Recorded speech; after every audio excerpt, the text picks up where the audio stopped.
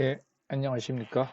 여러분들, 문법, 우리 지난번에 앞부분 간단하게 이야기했었죠. 오늘은 본격적으로 그 문법의 내용을 들어가도록 하겠습니다.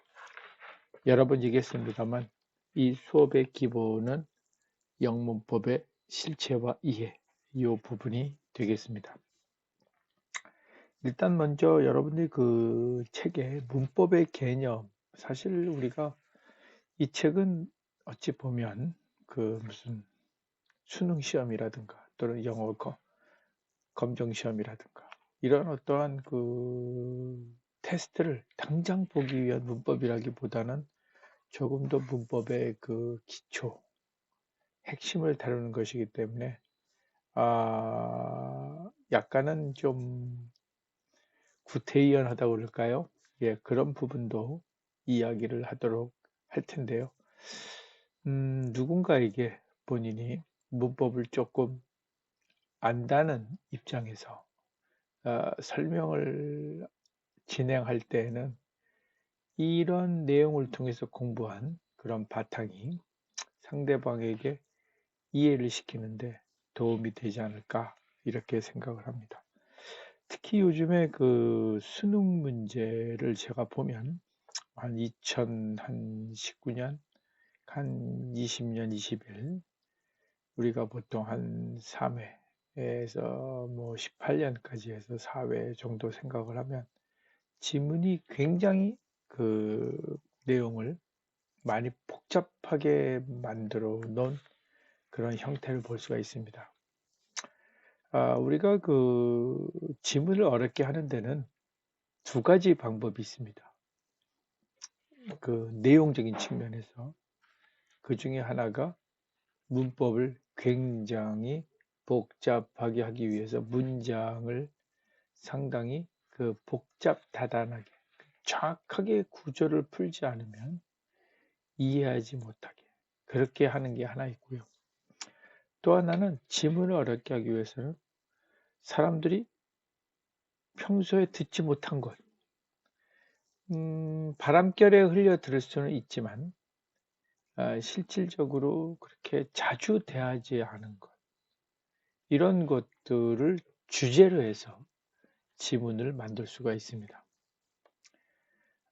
오늘날 그 특히 수능 시험 여러분들이 가장 관심을 가질 수 있는 수능 시험 부분을 보면 바로 이런 복잡한 구조 더불어 그 전혀 그 접해보지 않았던 아니면 그 접한 수요가 굉장히 빈도수가 아주 적은 그러한 내용들을 많이 다루고 있습니다. 특히 내용적인 측면에서 인문대 학생들한테는 사이언스. 근데 단순 사이언스가 아니라 인문학적인 측면에서 우리가 조금 서로 안 맞는 것 같은데, 그 철학과 과학 또는 과학과 철학, 컴퓨터를 이야기해도 역사, 그 다음에 사회적 또한 형세, 그리고 뭐 아까 생물학을 얘기할 때도 어떤 진화적인 측면에 있어서의 어떤 역사, 더불어서 어떤 지질학적인 측면, 그건 뭐 우리가 지정학적인 측면 또는 사회적인 분위기, 우리가 사회적 진화론이라는 말을 쓰기도 하는데 이런 내용들이 비일비재하게 나옵니다. 수능 말고 수능이 모태가 되었던 미국의 대학 입학을 하기 위해서 미국의 고등학생들이 치르는 SAT 시험을 보면 어렵게 되는 부분의 대표적 케이스가 문학 작품을 그대로 인용해서 내는 겁니다. 예를 들어 우리나라 같으면은 옛날 글이긴 하지만 메밀꽃 필 무렵 이런 작품이다. 거기 내용을 그냥 따서 내버리는 거예요. 최근에 그 근작 그러니까 시험 내기 한 1, 20년 전 가까운 시대의 그 문학 작품도 시험이 됩니다. 더 나아가서 시 우리가 시를 보면 짧아서 정말 간단할 것 같은데 질문은 너무나 추상적이죠. 그 질문 자체를 이해하기 어려운데 그런 문제를 냅니다. 그러나 수능에서는 사실 그러기가 어렵죠. 그러하기 때문에 아까 말한 과학과 철학 또는 인류학적인 측면과 어떠한 생물학 이런 것들을 거침없이 문제로 토해냅니다. 그게 이제 두 가지 어려운 측면이고 그 다음에 지문을 어렵게 하는 방법 중에 하나가 길게 내는 겁니다. 다시 얘기하면 지문을 한 단락을 더 집어넣는 거죠. 예, 그래서 보는 사람으로 하여금 그 자체가 일단 시각적으로 굉장히 압박을 느끼고 뿐만 아니라 내용도 또 만만치가 않죠. 자, 그런 것들을 우리가 설명해 주는 사람, 또 푸는 사람도 마찬가지지만 설명해 주는 사람들에게 필요한 내용이 뭔가? 단순하게 문법이 기능적으로 A는 B, A는 1이고 B는 3번이고 이렇게 탕탕탕 연결하듯이 되면 그 지문을 읽어내기가 거의 불가능하죠. 사실 많은 학생들이 번역을 해줘도 제가 그 김쌤 홈스쿨 영어 코칭, 학습 코칭인가요? 그 블로그를 운영해서 거기에 문제를 올려주고 있는데 제가 번역을 해놓고 쭉 풀어서 설명을 해놔도 아마 쉽게 보고 이해하기 어려울 것이다. 왜?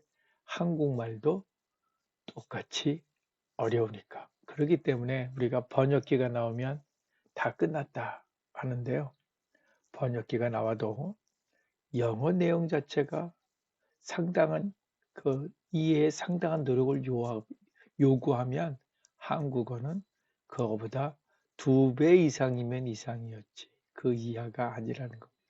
번역기가 나온다는들 나의 지식은 만만해서는 안 되겠죠. 자, 그래서 문법이 아까 어려워지는 요건 중에 하나이기 때문에 문법을 우리가 어느 정도 인지를 해야죠. 어느 정도가 아니라 거의 상당 수준이라고 말하는 게 맞을 것 같습니다. 1페이지에 문법의 내용 종류, 문법이란 무엇인가, 다른 거 다 빼고 언어의 구조란 단어와 규범 문법입니다. 우리가 배우는 문법은 규범 문법이에요. 규범 문법이란 다시 얘기하면 법전 같은 겁니다. 규칙을 쭉 나열하고 example, 예시문을 들어서 규칙을 이해시키는 거죠. 나중에 유사한 어떠한 구조를 보게 되면 단어들은 달라도 그 구조에 의거해서 그래서 문장을 분석해내고 그리고 전체적인 의미를 이해하는 그러한 방식을 규범 문법이라고 합니다. 규범의 가장 핵심은 어기면 죽는답니다.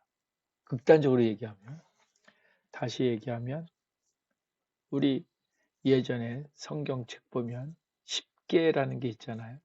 이웃을 도둑질하지 말고 남의 뭐를 탐하지 말고 절대 어겨서는 안 되는 거죠. 예외가 없어요. 마찬가지로 규범이란 그런 뜻입니다. 이거는 멀리 보면 우리가 로마 시대까지 보세요. 로마 시대는 기원전 아닙니까? 시작은 물론 융성한 거는 기원 후가 훨씬 더 융성을 했습니다만은 그렇게 합니다. 그래서 규범 문법은 나중에 스쿨 그래머 학교 문법으로 넘어옵니다. 그래서 이 학교 문법의 설정 이것은 역시 그 영국의 그 라이팅 스쿨과 더불어서 미국의 교육 방식 이것이 우리한테 수용이 되는 거죠. 한국은 문법을 너무 강하다 보니까 영어를 제대로 못 배운다 라고 얘기를 하는데요. 그건 왜 그러냐면 문법을 공부하면서 맞는 문장을 공부를 해야 되는데 우리는 틀리는 경우만 공부를 해요. 왜? 안 틀려야 되니까. 그래 좋은 대학 가니까. 그러니까 맞는 문장이 90%고 틀린 문장이 10%는 사실은 그렇습니다. 그런데 10%의 목을 매죠. 이렇게 하면 틀린다. 이렇게 하면 맞는다라고 그래야 되는데 이렇게 하면 틀린다. 교통도 이렇게 하면 죽는다. 라기보다 이렇게 운전을 하면 편안하게 안전하게 운전할 수 있어요. 이렇게 설명을 해야 돼. 이렇게 하면 다치거나 죽습니다. 그 운전 배우겠습니까? 예, 본래는 운전을 잘하려고 하는 건데 문법도 마찬가지다. 이렇게 생각을 하시면 되겠습니다. 자, 문법의 내용 정리 앞에 좀 서두가 길었습니다만 이 문법을 가르치는 저의 기본 목적은 뭐냐? 무슨 고답적인 역사적인 뭐 문법학 이런 걸 얘기하는 게 또 촘스키식의 변형생성 문법 이런 걸 얘기하는 게 아니고요. 학교 문법으로서의 어떠한 규칙성 그것을 어떻게 잘 이해하면 우리가 원하는 소기의 목적 뭐 잘하는 거 소기의 목적은 가장 가까운 건 시험을 잘 보는 거죠. 지문이 워낙 복잡해지니까. 두 번째는 대학 상급 교육기관에 진출해서 자기 전공 분야 여러분 끝으로 하나 아셔야 되는 건 우리의 모든 전공 분야는 90%가 영어예요. 물론 중국어도 있고 독일어도 있고 프랑스어도 있습니다만 물론 그전엔 그게 더 컸습니다만 20세기에 넘어와서 우리의 모든 지식은 결국 영어다. 이렇게 생각을 하신다면 영어를 읽어내는 게 무엇인가 라는 걸 이해하실 것이다. 이렇게 생각하고 아이들한테도 그것은 예외가 아닙니다. 지금의 아이들뿐만 아니라 이제 미국이 300년, 로마가 1000년 아닙니까? 짧게 잡아도 예, 요즘에 다시 러시아 덕분에 미국이 세계적인 영향력이 이렇게 다시 세계 정세라는 그런 거야. 내려가는 듯하다 다시 올라오고 그렇게 해서 졸졸졸졸 1000년을 가는 겁니다. 우리 같은 경우 어떡합니까? 우리의 자손 저 말고도 아마 한 10대 손까지는 영어의 영양하에 살 수밖에 없다. 과거의 로마 라틴어처럼 이렇게 생각하시고 공부에 임해 주시기 바랍니다.